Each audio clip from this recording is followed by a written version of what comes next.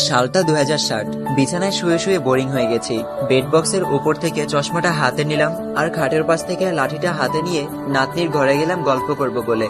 গিয়ে দেখি ল্যাপটপে কিছু একটা করছে। আমি যেতেই বলল, দাদুন তুমি বসো বসো, আমি টিউশনে যাব। বসলাম ওর ঘরে। ল্যাপটপটা খোলাই ছিল। চশমা চোখে দিয়েও ভালো দেখতে পারি না। হঠাৎ মনে পড়লো আজ কত যুগ ধরে ফেসবুকে যাই না, অথচ যে ছেলেটা না এখনকার বুড়োটা একসময় দিন রাত ফেসবুকে চ্যাটিং ছবি আপলোড দেওয়া নিয়ে ব্যস্ত থাকতো, অনেক কষ্টে পাসওয়ার্ডটা মনে করলাম। আইডিটা লগ ইন করে দেখি ইনবক্সে ৮৬৭৮টা মেসেজ। আইডিটা চেনেই যাচ্ছে না, সব অপরিচিত লাগছে। ফ্রেন্ড সংখ্যা ছিল ৪৭৮৮ জন, কিন্তু এখন চ্যাট লিস্টে আছে ২৮ জন। বৃদ্ধ হয়ে যাওয়ায় হয়তো ওরাও আর ফেসবুক চালায় না। ইনবক্সে ঢুকতেই আমার ক্লোজ কয়েকটা ফ্রেন্ডের মেসেজ, বন্ধু শরীরটা ভালো নেই, বেশি দিন হয়তো বাঁচবো না।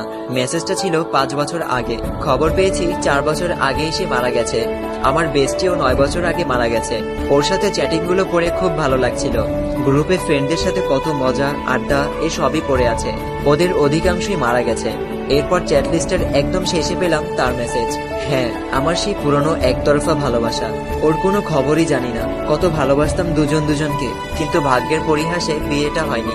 আজ অনেকদিন পর তার কথা মনে পড়েছে। তার আইডিটাই ঢুকলাম, লাস্ট পোস্ট ছিল ১৬ বছর আগে। তার নাতনির সাথে ছবি।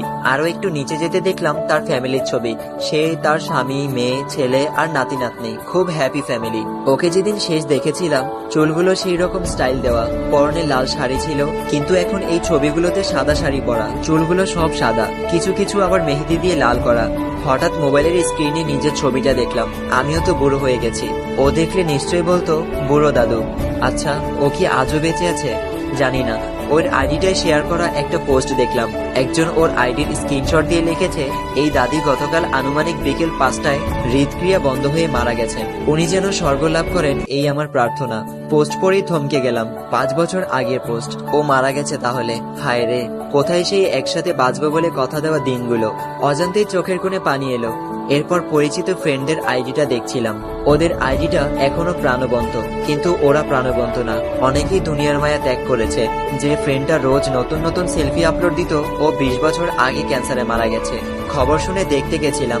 মজার মজার জোকস পোস্ট করা ফ্রেন্ডটার খবর জানি না। লেখক ফ্রেন্ডটা ৮ বছর আগেও একটা পোস্ট দিয়েছে, ওর ছেলে ওকে বৃদ্ধাশ্রমে ফেলে এসেছে এই নিয়ে। ওর সাথে যোগাযোগ নেই।